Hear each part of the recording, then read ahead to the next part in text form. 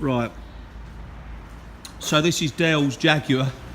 He's had it from new, the paintwork's pretty nice, he's garaged it, it's done about 60,000 miles, and Dale is going to keep it with a view to keeping it as his last car, because he's retired now.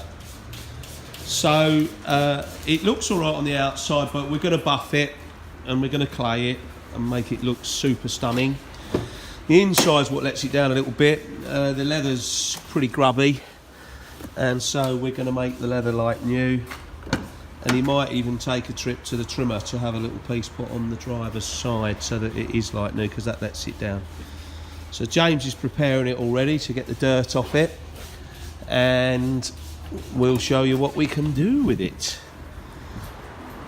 Yeah, so it's pretty ordinary looking at the moment, and we're going to make it look stunning. Right, so the Rover's now looking $1 million. It's had a double buff and the clay on the paintwork. The paint was quite nice anyway. But more of the bigger part of the change is the interior. It's come up like new again.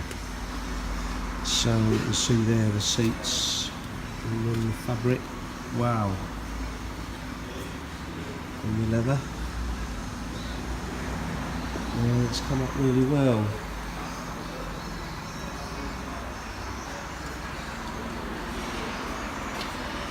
Door panels, they're all a bit grubby looking, and there's a bit of wear on the bolster area there, and it's worn through slightly, so we've suggested he takes it to the trimmer and puts a new piece of leather in. The trimmer will unstitch that and put a new piece of leather in. There's a little bit of wear on the steering wheel, but otherwise most of what was on there was dirt, so it's quite nice now.